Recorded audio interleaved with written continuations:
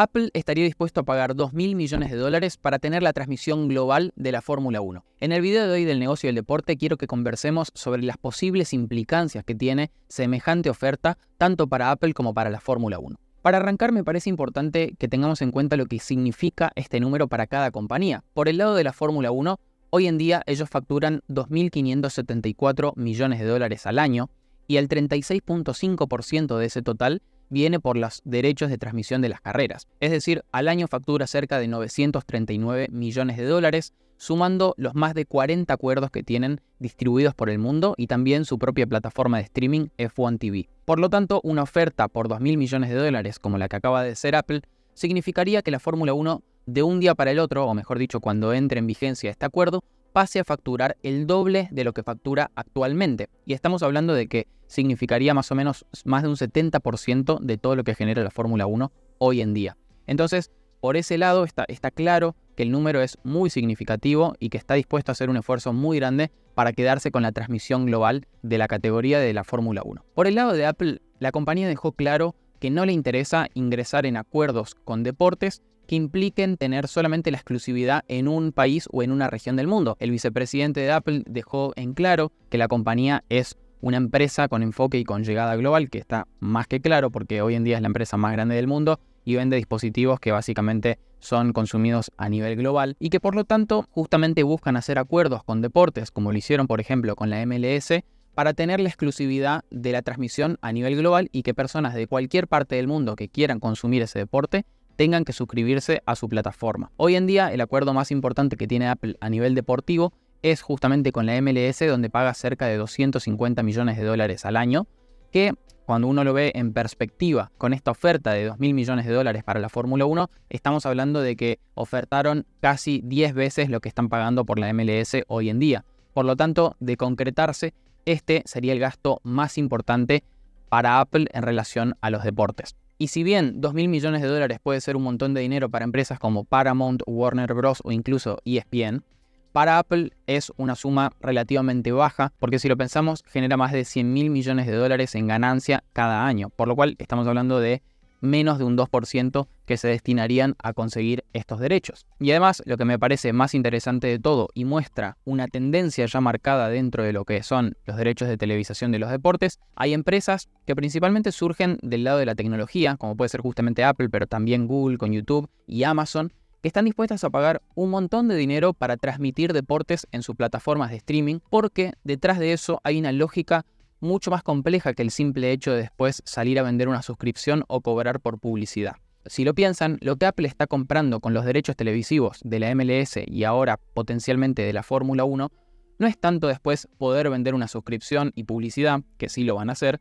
sino es tener la relación con el cliente, es tener una vía directa para tener contacto con cada usuario que consume ese deporte y que además está prestando mucha atención a lo que está pasando en ese momento. Esa es de alguna manera la magia de los deportes y que hace que las transmisiones sean increíblemente valiosas. ¿Y por qué digo esto? Porque justamente compañías como Apple, Amazon y Google tienen muchos otros productos que le pueden vender a esos usuarios. Partamos básicamente de los iPhones. Es el producto más vendido en la historia del capitalismo probablemente y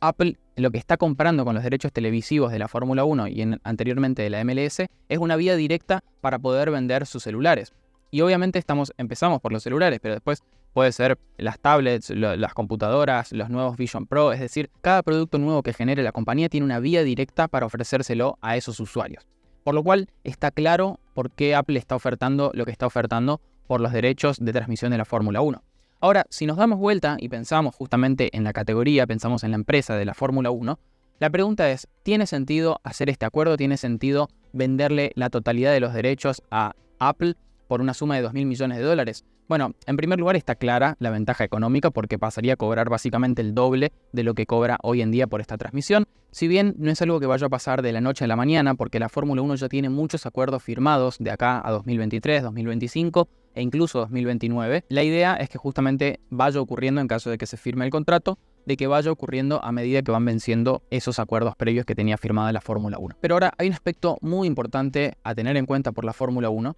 que tiene que ver con la llegada del espectáculo en caso de que las carreras estén disponibles únicamente en Apple TV. Hoy en día dijimos, tienen más de 40 acuerdos distribuidos por el mundo y básicamente las carreras en general se transmiten a nivel de la televisión por cable. Por lo tanto, la llegada de las carreras hoy en día se estima en unos 450 millones de personas a nivel global a lo largo de toda la temporada. Y los derechos de televisación no son el único método de monetización que tiene la Fórmula 1. Los otros dos que son muy importantes son la venta de las licencias para organizar las carreras y los sponsors. Y ambas dos, mejor dicho, también